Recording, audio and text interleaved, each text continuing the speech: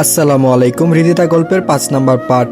তানবীর বলল, ঢাকা শহরে চলতে গেলে টাকার প্রয়োজন, কিন্তু তুই যদি কোনো কিছু না করিস তাহলে থাকা খাওয়া কোনোটাই হবে না। তাই বলছিলাম যে কোনো একটা চাকরির ব্যবস্থা কর, নয়তো আমার সঙ্গে পার্ট টাইম জব করতে পারিস। সেটাতে তোর খাওয়া দাওয়া শুরু করে বাড়ি ভাড়া, পড়াশোনার খরচ সব ভালোই চলবে। আমি বললাম, দোস্ত আমার কোনো সমস্যা নাই, তাছাড়া তুই যে জব করছিস সেটাতে আমার ভাবাভাবির কোনো বিষয় নেই। তুই চাইলে কালকেই আমাকে জবে জয়েন করিয়ে দিতে পারিস। তানবীর বলল, দোস্ত কিছু মনে করিস না, আসলে আমার সামর্থ্য নেই যে তোকে কদিন খাওয়াতে পারবো, এর জন্য বাধ্য হয়ে চাকরির কথাটা বলতে হলো। তুই আবার কথাটাকে অন্যরকম ভাবে দেখিস না প্লিজ। আমি বললাম, আরে দোস্ত কি সব আবুল তাবুল বলছিস? তুই আমার জন্য যতটুকু করেছিস এতেই অনেক। তাছাড়া বাস্তবতা কি জিনিস তা আমি ভালো করেই জানি। তুই আমাকে পার্ট টাইম জবটা নিয়ে দিতে চেয়েছিস, এটাই অনেক। এছাড়া আমাকেও তো কদিন পর এমনি এমনি চাকরি করতে হতো। তানবীর বলল, আচ্ছা আমি তাহলে কালকে বসকে বলে তোর চাকরির বিষয়ে কনফার্ম করছি। তানবীর এই বলে ফোন বাহিরে নিয়ে চলে গেল। কিছুক্ষণ কথা বলে এসে বলল, দোস্ত নো টেনশন, তোর চাকরি হয়ে গেছে। আর হ্যাঁ, কালকে গিয়ে কলেজের অ্যাডমিশনটা করিয়ে নিবি কেমন? আমি বললাম, ধন্যবাদ বন্ধু। আমি আসলে কল্পনাও করিনি ঢাকা শহরে এই অসময়ে এসে অ্যাটলিস্ট তোর কাছে এতটাও হেল্প পাবো। বাড়ি থেকে রাকিবের কথা ভেবে ঢাকায় রওনা দিয়েছিলাম এবং তার সাথে ওখানে গিয়েছিলাম। সে আমাকে আদর যত্ন করে খাওয়া দাওয়া করালেও যখন বললাম তোর এখানে 2 দিন থাকতে হবে, রাকিবের স্ত্রী আমার কথা শুনে রাকিবকে কি যেন একটা ইশারা করলো। তখন রাকিব নিমিষেই তার রং পাল্টাতে লাগলো এবং আমাকে তাড়ানোর বিভিন্ন রকমের বাহানা করলো। আমি তো আর ছোট বাচ্চা না যে তাদের ইশারায় কি বললো তা বুঝবো না। তারপর ওখান থেকে বাইরে চলে আসলাম। রাস্তায় ফুটপাতে 2 দিন নির্ঘুমে কাটাইতে হয়েছে। কারো কাছে যাওয়ার মতো কোনো রাস্তা ছিল না। একা একজনকে কেউ বাসা ভাড়া দিতে চায়নি। তারপর তোকে দেখে এক বুক আশা নিয়ে সবটাই যখন তোকে বললাম, এটা শুনে তুই ঠিকই আমার পাশে দাঁড়ালি। ঢাকা শহরে উপকার করলে একমাত্র তুই করেছিস। তোর এই উপকারের কথা আমি জীবনেও ভুলবো না দোস্ত। এইটুকু বলেই থেমে গেলাম। তানভীর বলল, আরে সবাই কি বন্ধুর বিপদে পাশে থাকতে পারে? পারে না তারা শুধু সুসময়ের বন্ধু। আজ তোর সময় ভালো, সব বন্ধুই তোর পিছনে ঝুঁকে পড়বে। যখন কোনো বিপদের সম্মুখীন হবি তখন বুঝতে পারবি কে তোর আসল বন্ধু। তাছাড়া রাকিবের বিষয়ে যেগুলো বললি এটা নতুন কোনো বিষয় না। আসলে এই ঢাকা শহরের মানুষজন, তারা আত্মীয় স্বজনরা তাদের বাসায় থাকবে সেটা তারা আশা করে না। যত তাড়াতাড়ি সম্ভব তাদেরকে ভালো মন্দ খাইয়ে বিদায় করে দেই। বেলা তাই হয়েছে। আচ্ছা যাই হোক, এখন রাত প্রায় 10টা বাজতে 10 মিনিট বাকি, খাবার খেয়ে ঘুমিয়ে পড়। আমি বললাম, ওকে দোস্ত। তারপর রাতের খাবারের পর্ব শেষ করে ঘুমাতে গেলাম। চোখটা বন্ধ করলেও ঘুমের কোনো ভ্রুক্ষেপ নেই। বারবার শুধু কাকা কাকিমা আর তানিশা, তাদের কথা খুব মনে পড়ছে। ছোট থেকে তাদের ওখানে মানুষ হয়েছি, কখনো বুঝতেই দেয়নি আমি এতিম। যখন তানিশা বলল আমি তাদের রক্তের কেউ না, কথাটা শুনে আমি নিমিষেই সবকিছু কেমন যেন উল্টাপাল্টা হয়ে গেল আমার। তানিশার কথাটা কি আদৌ সত্যি বলেছে নাকি মিথ্যা? মিথ্যা হতে যাবে কেন? কাকাই তো আর মিথ্যা বলবে না। তাছাড়া এতদিন ভেবে আসছিলাম তারা আমার আপন কাকা কাকিমা, কিন্তু ভাগ্যের কি নির্মম পরিহাস, সবটাই যেন স্বপ্নের মতো বদলে গেল। ভালো থেকো তোমরা। তোমাদের আমি আমার মা বাবার মতোই ভালোবাসি। আর হয়তো তোমাদের ওখানে যাব না। এসব ভেবে যে কখন ঘুমিয়ে পড়েছি তা নিজেও জানি না। সকালে ঘুম ভাঙলো তানভীরের ডাকে। তানভীর বলল, দোস্ত উঠ, রেডি হয়ে নে। বস ফোন করেছিল, আজকেই তোকে নিয়ে যেতে বলেছে। আমি বললাম, ওকে, রেডি হচ্ছি। তারপর তানবীরের সঙ্গে চলে গেলাম নতুন চাকরিতে। লক্ষ্য করলাম অনেক বড় একটা রেস্টুরেন্ট। এখানে সাধারণত বড় লোকেরাই আসে। রেস্টুরেন্ট দেখেই বোঝা যাচ্ছে এখানে বড় লোকদের কারবার। তানবীর একটা ভদ্রলোকের সঙ্গে চাকরির ব্যাপারে কথা বলল। ওই লোকটাও আমাকে চাকরি দিতে অমত পোষণ করলো না। চাকরিটা হয়ে গেল। শেষে স্যালারি নির্ধারণ করলো 15,000 টাকা।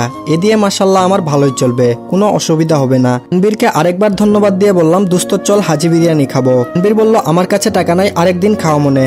আমি বললাম, আরে ধুর, আমি তোকে খাওয়াবো। হাজার হোক চাকরি নিয়ে দিলি, ট্রিট তো তোর একটা প্রাপ্যই আছে, চল। রাতে বাহিরে খাবার খেয়ে বাসার উদ্দেশ্যে রওনা দিলাম। হেঁটে আসতেই লক্ষ্য করলাম তালা ঝুলানো। এটা দেখে অবাক হয়ে তানবীরকে জিজ্ঞেস করলাম, তো গেটে তালাবদ্ধ থাকলে কি করে রুমে যাব?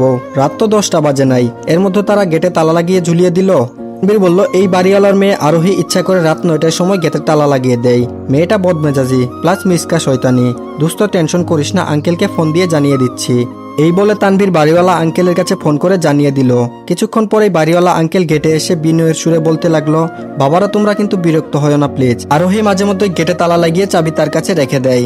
আমি বললাম, আচ্ছা আঙ্কেল, আরোহী এসব কেন করেন? আঙ্কেল বলল, আরোহী চায় না এই বাসায় কেউ ভাড়া থাকুক। তোমাদেরও বাসা ভাড়া দিতাম না, কিন্তু তানভীর আমার কাছে পূর্ব পরিচিত ছিল, যার দরুন তাকে আর না করতে পারিনি। আচ্ছা বাদ দাও এসব কথা, এই চাবিটা তোমাদের কাছে রাখো। মাঝে মধ্যে আরোহী যদি তালা লাগিয়ে দেয় তার ডুপ্লিকেট চাবি এইটা। আঙ্কেল এই বলে গেটের ওপাশ থেকে চাবিটা তানভীরের হাতে দিল। তারপর রুমে চলে গেলেন। পরদিকে হৃদিতা বলল, তানিশা তোর ভাইয়ের খোঁজ কি এখনো পাসনি? তানিশা বলল, ও ছোট থেকেই একটু জেদি, যা বলে তাই করে। ও তোকে প্রপোজাল দিয়েছিল সেদিন আর তুই রিজেক্ট করেছিলি। আমিও বাড়িতে গিয়ে এ বিষয়ে প্রচুর পরিমাণ জ্বালিয়েছি এবং মজা করে বলেছি তোর এই ক্ষেত মার্কা চেহারা কোনো মেয়েই তোকে ভালোবাসবে না, বুঝলি? আগে নিজের গেট আপ ঠিক কর, তারপর কাউকে প্রপোজাল দিস। সে আমার প্রতি উত্তরে শুধু এই কথাটাই বলেছিল, একদিন দিদিটাও আমাকে ভালোবাসবে দেখে নিস। আর আমি যেটা বলি তা কিন্তু করে ছাড়ি, সেটা তুই ভালো করে জানিস। সেদিনের থেকে তোর পিছনে পিছনে কাঁঠালের আঠার মতো 2-1 বছর লেগে থাকলো, কিন্তু তুই তো কোনো রেসপন্স দিলি না। তাহলে একবার ভাব তার জিতটা কেমন। আর আমি যদি টেলিভিশনে সিরিয়াল দেখি, ও গিয়ে ক্রিকেট খেলা দেখবে নয়তো মুভি দেখবে, তবুও আমাকে কিছু দেখতে দিবে না। টেবিলে খেতে বসলে আগে ওর দিকে দিতে হবে, তারপর আমরা সবাই খেতে পারবো। এমন প্যারাই দিত সারাদিন। দিদা বিশ্বাস কর, মাঝে মধ্যে মনে হতো ও কেন আমাদের বাসা ছেড়ে চলে যাচ্ছে না। চলে গেলেই হয়তো একটু শান্তি পেতাম, কিন্তু ও এমন বিহেভ করতো যেন আমার আপন ভাই। তাছাড়া রনিও জানতো না যে ও এতিম। তোদের সেই ঘটনা ঘটে যাওয়ার পর আমি রেগে বলেছি সব, যে তুই আমাদের রক্তের কেউ না, অনেক জ্বালিয়েছিস, এবার আমাদের বাসা ছেড়ে যেদিকে খুশি সেদিকে চলে যা। ও তাই করলো, আমাদের ছেড়ে চলে গেল ঠিকই, কিন্তু তার সব মেমোরিজ গুলো আমাদেরকে এখন এমন কষ্ট দিচ্ছে সেটা তোকে বলে বুঝাতে পারবো না। এই বলে তানিশা চোখের পানি মুছে নিল। তানিশার কথা শুনে হৃদিতার যেন হৃদয়ে রক্তক্ষরণ হতে লাগলো। তার জন্য তো এসব ঘটেছে, এসব ভেবে হৃদিতা নিজেই অনুতপ্ত হচ্ছে। তারপর নিজেকে সামলে নিয়ে বলতে লাগলো, তাহলে কি তোর ভাই গ্রামে আসবে না আর? তানিশা বলল, আর মনে হয় আসবে না। হৃদিতা কথাটা শোনা মাত্রই তার যেন নিমিষেই সব আশা শেষ হয়ে গেল। হৃদিতা মনে মনে তাকে নিয়ে ভালোবাসার বীজ বপন করেছিল ঠিকই, কিন্তু তানিশার কথাতে সেটা নিমিষেই ভেঙে চুরমার হয়ে গেল। তারপরও কেন জানি তার অপেক্ষায় থাকবে হৃদিতা মনে মনে এই সিদ্ধান্তে উপনীত হলো। এভাবে তাদের দিন কাটতে লাগলো। কথায় আছে না, দাঁত থাকলে কেউ দাঁতের মূল্য বুঝে না, তেমনি রনি চলে যাওয়াতে হৃদিতার ভালোবাসা একটু বেশিই বেড়ে চলেছে। এদিকে হুট করেই শফিক সাহেব তার স্ত্রীকে উদ্দেশ্য করে বলল, এই হৃদিতার মা, একটা খুশির খবর আছে। শফিক সাহেবের স্ত্রী বলল, কি বলো? শফিক সাহেব বলল, রেহেনা আফা আমাদের হৃদিতা মামুনিকে পছন্দ করেছে, বিয়ের কথাও বলেছেন। হৃদিতার মা বলল, ও তার মানে রেহেনা আপার ছেলে নিলয়ের সঙ্গে আমার মেয়ে হৃদিতার মামুনির বিয়ের কথা উঠেছে? শফিক সাহেব বলল, হ্যাঁ, আমি বাজারে যাচ্ছিলাম, হঠাৎ রেহেনা আফা আমাকে ডেকে বাসায় নিয়ে গেল এবং খাবার পর্ব শেষ করে বলল, হৃদিতা মামুনিকে নাকি রেহেনা আফার পছন্দ হয়েছে, তাই হৃদিতা মামুনিকে নিলয়ের বউ করে নিয়ে যেতে চাই। রেহেনা আফার কথা শুনে তার প্রত্যুত্তরে আমি শান্ত গলায় বললাম, আফা আমি আগে আমার মেয়েটার মত শুনি, তারপর আপনাদের জানাচ্ছি। এই বলে তাদের বাসা ত্যাগ করে বাসায় আসলাম। এখন বলো, নিলয়ের সঙ্গে আমাদের হৃদিতা মামুনিকে কেমন মানাবে? হৃদিতার মা বলল, নিলয় তো দেখতে শুনতে ভালো, কিন্তু তার আগে হৃদিতাকেও জানাও সে কি মত দেয়। শফিক সাহেব বলল, হ্যাঁ ভালো একটা কথা বলেছ, আগে হৃদিতাকে বলতে হবে। শফিক সাহেব তার স্ত্রী পারবিনার সঙ্গে এসব কথা আলোচনা করছে, এর মধ্যে হৃদিতা কলেজ থেকে ফিরল, কিন্তু মুখ ভার করে। শফিক সাহেব তার মেয়ের মুখটা দেখে বলে উঠল, হৃদিতা? হৃদিতা বলল, জি আব্বু বলো। শফিক সাহেব বলল, মা আমরা একটা সিদ্ধান্ত নিতে যাচ্ছি, কিন্তু এখানে তোমার মত লাগবে, তাহলে আমরা এগুলো বিষয়ে এগোতে পারবো। হৃদিতা বলল, আব্বু কি সিদ্ধান্ত নিয়েছ? শফিক সাহেব একটু হেসে বলে উঠল, সিদ্ধান্তটা হচ্ছে আমাদের হৃদিতা মামুনি তো এখন অনেক বড় হয়েছে, তার জন্য বিয়ের সম্বন্ধ আসছে, আর এখন তাকে বিয়ে দিয়ে আমাদের বাসা থেকে বিদায় দিতে যাচ্ছি। শফিক সাহেব কথাটি হেসে খেলে বললেও হৃদিতার মনে ইতিমধ্যে তুলপাড় শুরু হয়ে গেছে। এমনিতেই কলেজে তানিশার কথা শুনে হৃদিতার মন খারাপ হয়ে আছে, এর মধ্যে আবার তার বাবা এসব বলছে। হৃদিতা নিজেকে সামলে নিয়ে তার বাবাকে বলল, আব্বু যদি তুমি জোর করে কাউকে কারো কাছে বিয়ে দিয়ে দাও, তাহলে তোমার মেয়েকে হারাবে, এইটুকু মনে রেখো। হৃদিতা এই বলে তার রুমে চলে গেল। শফিক সাহেব তার মেয়ের কথাগুলো শুনে থতমত খেয়ে পারভিন বেগমকে জিজ্ঞেস করলো, এই তোমার মেয়ের কি হয়েছে বলো তো? আমি শুধু বিয়ের ব্যাপারে একটু বললাম আর এতেই নাকি মেয়ে হারাবো, এটা কেমন কথা? হ্যাঁ, পারভিন বেগম বলল, আমার মনে হয় হৃদিতা কাউকে পছন্দ করে, এর জন্য বিয়ের কথা শুনেই রিয়াক্ট করতে শুরু করেছে। শফিক সাহেব কিছুটা চিন্তা নিয়ে বলল, হ্যাঁ সেটাই হবে হয়তো। অপরদিকে তানবীরের নতুন চাকরির সুবিধার জন্য তাকে অন্য জায়গায় চলে যেতে হচ্ছে। তানবীর বেগে সবকিছু গুছগাছ করে নিচ্ছে, সেটা দেখে রনি বলে উঠল, আরে দোস্ত সবকিছু এভাবে গুছগাছ করে নিচ্ছিস কেন? তানবীর বলল, দোস্ত আমার চাকরিটা হয়ে গেছে, তোকে কিছুদিন আগে যে চাকরির কথাটা বলেছিলাম সেই চাকরিটাই হয়ে গেছে, এখন সেখানেই যেতে হবে। আমি বললাম, সেখানে মানে কোথায় যাচ্ছিস? তানবীর বলল, চিটাগাং।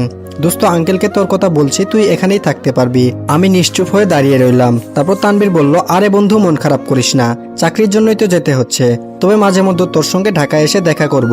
এখন আমাকে বাস স্টেশনে এগিয়ে দে। মনটা নিমিষেই খারাপ হয়ে গেল। ঢাকা শহরে একটা মাত্রই বন্ধু পেয়েছিলাম, আজ সেও চাকরির জন্য ছেড়ে চলে যাচ্ছে। যার সঙ্গে সবকিছু শেয়ার করতাম, আজ থেকে সেটা আর হবে না।